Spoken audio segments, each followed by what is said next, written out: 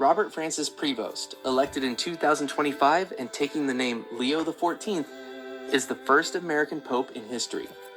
Born in Chicago in 1955, Prevost is a member of the Order of St.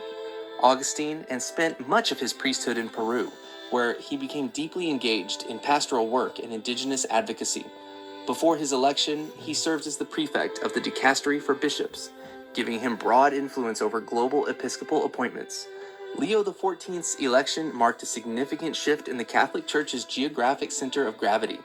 After a Latin American pope in Francis, the choice of an American from the global north was unexpected by some, but widely seen as a move toward administrative reform and institutional clarity.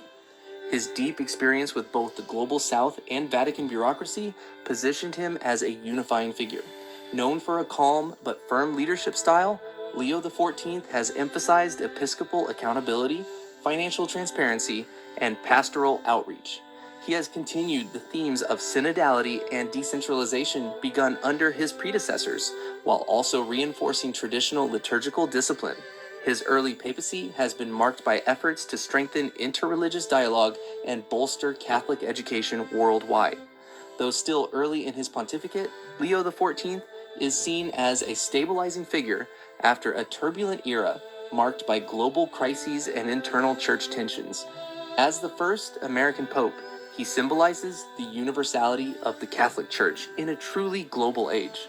Franciscus, 2013 to 2025. Jorge Mario Bergoglio, the first pope from the Americas and the global south.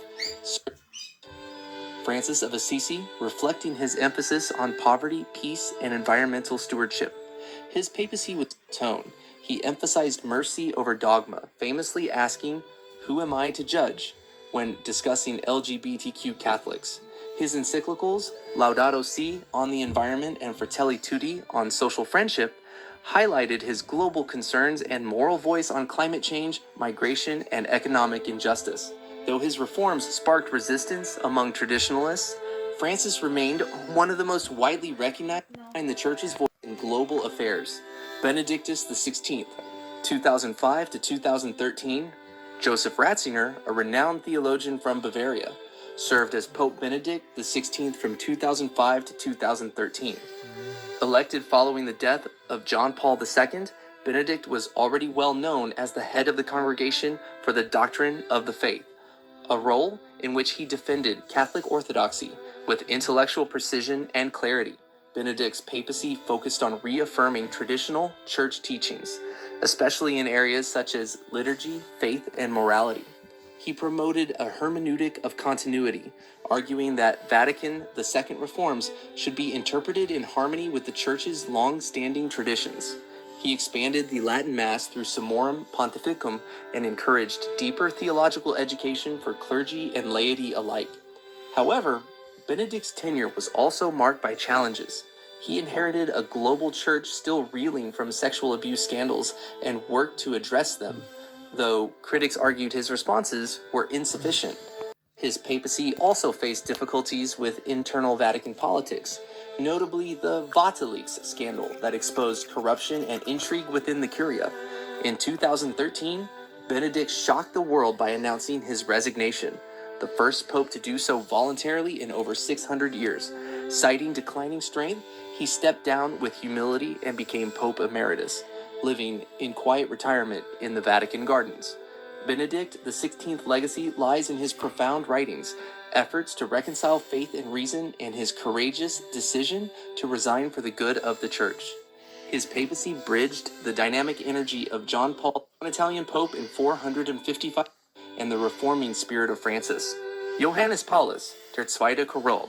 Joseph Wojtyła, elected in 1978 as Pope John Paul II, was the first non-Italian pope in 455 years and one of the most influential pontiffs of the 20th century. Born in Wadowice, Poland, in global outreach, moral clarity, and an unwavering opposition to totalitarianism, opposing abortion, criticized for its inadequate response to the emerging clergy abuse crisis. Despite controversy, John Paul was nicknamed the Smiling Pope. Born in 1912 in northern Italy, Luciani served as Patriarch of Venice before his election. He chose a on a simpler installation ceremony.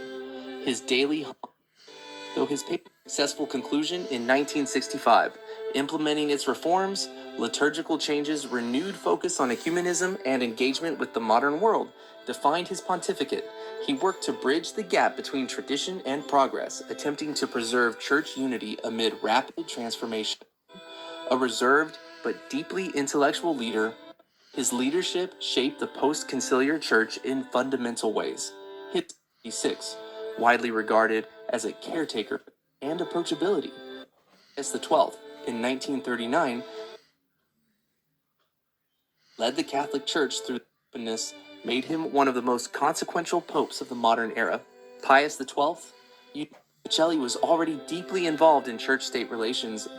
Monasteries, austere personal rigor to the papacy, along with a strong moral voice and an increasingly initially cooperating on materialism, attempted moral clarity in an age of growing darkness and authoritarianism. Benedictus XV, Giacomo della Chiesa, was elected as Pope Benedict XV just months after the outbreak of World War I. Won admiration across ideological lines. Benedict was also deeply committed to humanitarian work.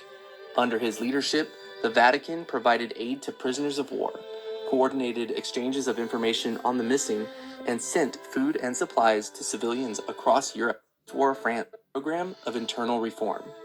Pius VI focused on liturgical and doctrinal renewal, encouraging frequent, which he viewed as a dangerous outbreak of World War I. Canonized in 1954, Pius VI remains a towering figure in early 20th century Catholicism, admired for his and 20th centuries, known for his intellectual depth and diplomatic skill in the face of industrial capitalism, fostering a more.